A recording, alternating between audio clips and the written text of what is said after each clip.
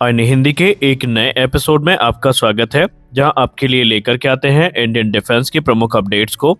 और इस वीडियो में हम बात करने वाले हैं अमेरिका से आई एक ऐसी रिपोर्ट के बारे में जिसने फिर से एक बार सबको चौंका दिया है और उसने अमेरिका की नीयत पे भी सवाल पैदा कर दिए हैं।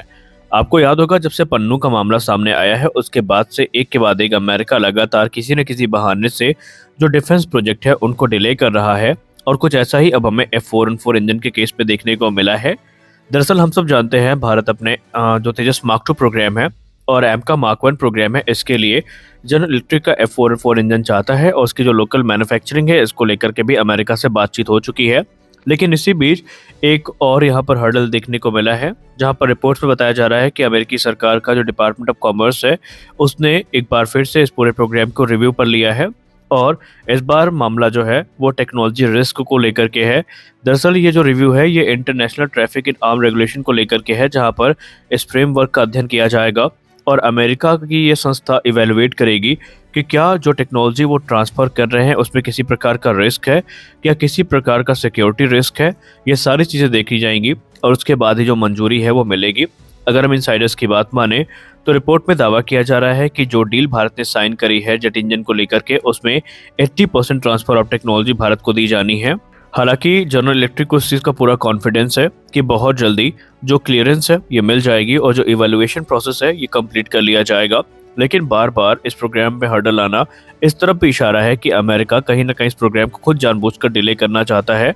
अगर हम आईटार की बात करें, यानी अगर हम बात करें जिसके अंतर्गत इसको रखा गया है रिव्यू में, तो इसमें इंश्योर ये किया जाता है कि जो ट्रांसफ़र ऑफ टेक्नोलॉजी है सेंसिटिव डिफेंस टेक्नोलॉजी खासकर जैसे कि F414 इंजन की हो गई, ये काफ़ी केयर के साथ और काफ़ी जागरूकता के साथ अगले देश को हैंड ओवर करी जाए। ऐसा ना हो कि ये जो टेक्नोलॉजी है किसी एडवर्सरी के हाथ में लग जाए और वो इसको रिवर्स इंजीनियर करने की कोशिश करे या फिर इस टेक्नोलॉजी का जो गलत इस्तेमाल है उसके द्वारा किया जाए।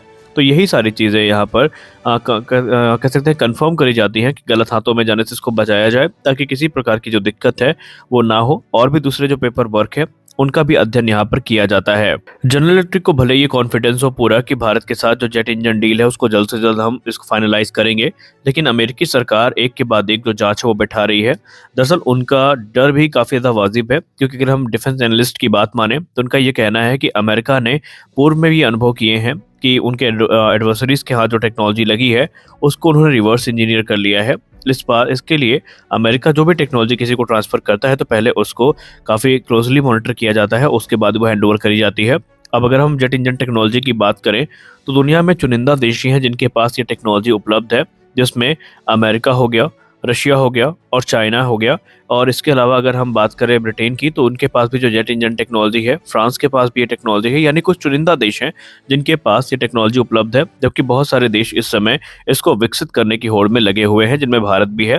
तो इसीलिए अमेरिका ये नहीं चाहता कि किसी गलत हाथ में उनकी जो क्रिटिकल टेक्नोलॉजीज है वो पहुंच जाएं। खैर, अगर हम बात करें भारत के परिप्रेक्ष्य में तो भारत पहले भी आश्वस्त कर चुका है कि ये टेक्नोलॉजी किसी भी तरीके से गलत हाथों में नहीं जाएगी और भारत अपनी ज़रूरतों को पूरा करने के लिए इसका इस्तेमाल करेगा। दरअसल हिंदुस्तान एरोनॉटिक्स लिमिटेड और जनरल इलेक्ट्रिक मिल करके जो को प्रोडक्शन है F414 इंजन का वो शुरू करेंगे और चरणबद्ध तरीके से जो 80% टीओटी है ये हिंदुस्तान एरोनॉटिक्स लिमिटेड को हैंड ओवर करी जानी है। एक्सपर्ट्स को इस चीज़ की चिंता ज़्यादा है कि अगर ये प्रोग्राम लगातार डिले होता रहा तो कहीं ना कहीं इसका जो इम्पैक्ट है ये भारत के एयरक्राफ्ट डेवलपमेंट प्रोग्राम पे ज़रूर पड़ेगा, क्योंकि तेजस मार्क 2 तकरीबन 200 की संख्या में बनाए जाने हैं और उन सभी में यही इंजन इस्तेमाल किया जाएगा जो कि भारत अमेरिका से ले रहा है। एक रिपोर्ट के हिसाब से दावा किया गया था कि पहला मेड इन इंडिया जो F14 इंजन है 2026 तक रेडी हो जाएगा, लेकिन अगर इसी प्रकार के हर्डल्स आते रहे तो काम शुरू होने में टाइम लगेगा, जिसके चलते जो ओवरऑल प्रोजेक्ट है ये और भी ज़्यादा डिले हो सकता है। और इस समय भारत डिले को अफोर्ड करने की स्थिति में बिल्कुल भी नहीं है। भारत कभी भी नहीं चाहेगा कि ये जो प्रोग्राम है ये लगातार डिले हो, इसीलिए बाइडेन एडमिनिस्ट्रेशन पे लगातार दबाव भी भारत की तरफ से बनाया जा रहा है। तो अब आइए नजर डाल लेते हैं अपनी दूसरी प्रमुख अपडेट पे, जो कि भारतीय वायुसेना से है। दोस्तों, हम सब जानते हैं कि इस समय भारत में जो आत्मनिर्भरता है उसको काफ़ी गंभीरता के साथ लिया जा रहा है और भारतीय वायुसेना ने पहले भी ये साइन दिखाए थे कि आने वाले भविष्य में चाहे फाइटर जेट्स हो या हेलीकॉप्टर हो, इसमें आत्मनिर्भरता को प्राप्त करने की कोशिश करी जाएगी। और इसी बीच एक बड़ी अपडेट इंडियन एयरफोर्स से आ रही है, जहां पर भारतीय वायुसेना ने जो विदेशी हेलीकॉप्टर्स है इनको इंपोर्ट करने की जो अटकलें हैं उनको खारिज कर दिया है। दरअसल भारतीय वायुसेना अपनी अटैक हेलीकॉप्टर की रिक्वायरमेंट को पूरा करने के लिए इस समय जो अपाचे अटैक हेलीकॉप्टर है इसकी एक रिसेंट डील को साइन कर चुकी है। और बीच में कयास लगाए गए थे कि Indian air force additional Apache helicopters की तरफ जा सकती है, लेकिन इंडियन एयरफोर्स ने ये कंफर्म कर दिया है कि अब जो अटैक हेलीकॉप्टर भारतीय वायुसेना को ज्वाइन करेंगे ये एलसीएस प्रचंड होंगे।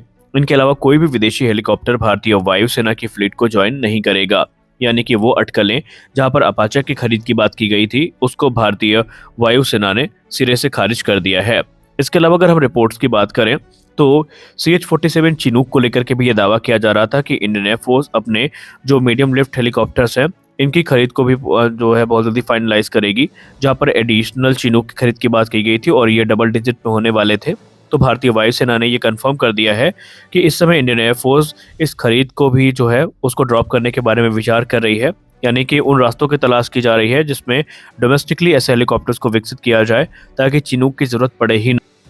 दरअसल चिनूक हेलीकॉप्टर काफ़ी कैपेबल हेलीकॉप्टर हैं और ये भारतीय वायुसेना के लिए इस समय बहुत महत्वपूर्ण है, क्योंकि रिमोट एरियाज में जो व्हीकल्स हैं उनको ट्रांसपोर्ट करने के लिए, ट्रूप को ट्रांसपोर्ट करने के लिए इनका इस्तेमाल किया जाता है। और वर्ष 2020 में भारतीय वायुसेना ने 15 की संख्या में इन हेलीकॉप्टर्स को खरीदा था। ये हेलीकॉप्टर काफ़ी ज़्यादा मददगार है भारतीय वायुसेना के लिए, इसीलिए एडिशनल हेलीकॉप्टर्स की खरीद को लेकर के जो बातचीत है वो चल रही थी। लेकिन अब इस समय भारतीय वायुसेना का जो ध्यान है वो Indian made Indian multirole helicopter पर ज़्यादा केंद्रित है। हालांकि ये चिनूक की तुलना में थोड़ा छोटा होगा, लेकिन भारतीय वायुसेना के सारे कामों को पूरा कर सकेगा। इसकी रेंज अच्छी होगी, इससे भी ट्रूप ट्रांसपोर्ट किए जा सकेंगे, कार्गो ट्रांसपोर्ट हो सकेगा, combat search and rescue mission में इसका इस्तेमाल हो सकेगा, डिजास्टर रिलीफ में इसको इस्तेमाल किया जा सकेगा।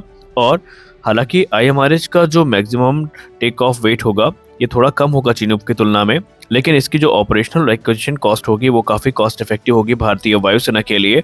और क्योंकि ये एक स्वदेशी हेलीकॉप्टर होने वाला है जिसका सीधा मतलब यहाँ पर ये है कि भारत अपने ज़रूरत के हिसाब से इसमें कस्टमाइजेशन कर सकेगा, इसमें बदलाव कर सकेगा, जो कि भारत के हित की बात है। दरअसल भारतीय वायुसेना इसके पहले भी एक बड़ा डिसीजन ले चुकी है, जहां पर भारतीय वायुसेना अपने जो हैवी हेलीकॉप्टर्स की फ्लीट है उसको मॉडर्नाइज कर रही है, जिसमें हाल ही में आपने सुना होगा कि भारतीय वायुसेना अपने Russian supplied Mi-26 heavy lift helicopter को ओवरहॉल करने वाली है, जिसके बाद ये तकरीबन लंबे समय तक भारतीय वायुसेना की सर्विस में रहेंगे। ये हेलीकॉप्टर पिछले 5 वर्षों से ग्राउंडेड थे, लेकिन अब इनको भारत में ही ओवरहॉल किया जाएगा। इस समय भारतीय वायुसेना को 2 हेलीकॉप्टर्स की बहुत ज़्यादा ज़रूरत है।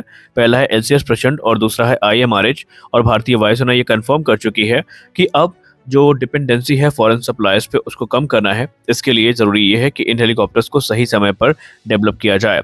आपको बता दें कि अभी हाल ही में डिफेंस एक्विजिशन काउंसिल की एक मीटिंग हुई थी, जहां पर 156 की संख्या में जो LCS प्रचंड है इनकी खरीद को मंजूरी मिली थी। और अब ये माना जा रहा है कि ये और भी अधिक संख्या में खरीदे जाएंगे और इंडियन आर्मी हो या इंडियन एयरफोर्स हो, दोनों इन्हें बड़ी संख्या में ऑपरेट करेंगे। जबकि ट्रांसपोर्ट हेलीकॉप्टर की बात करें तो IMRH का इस्तेमाल भारतीय थल सेना, भारतीय वायुसेना दोनों करेंगी। जबकि भारतीय नौसेना के लिए जो वेरिएंट विकसित किया जाएगा वो DBMRH के नाम से जाना जाएगा, जो कि स्लाइट मॉडिफिकेशन के साथ होगा। तो ये काफ़ी अच्छे इनिशिएटिव हैं और आने वाले समय में भारतीय वायुसेना अगर इस पर बनी रहती है तो इस क्षेत्र में जो आत्मनिर्भरता है वो प्राप्त की जा सकेगी। तो आज के इस वीडियो में बस इतना ही। हम आशा करते हैं ये वीडियो आपके लिए इन्फॉर्मेटिव रहा होगा। वीडियो अच्छा लगा तो वीडियो को लाइक करिए, नए चैनल को सब्सक्राइब करिए। मिलते हैं अगले वीडियो में, तब तक के लिए जय हिंद।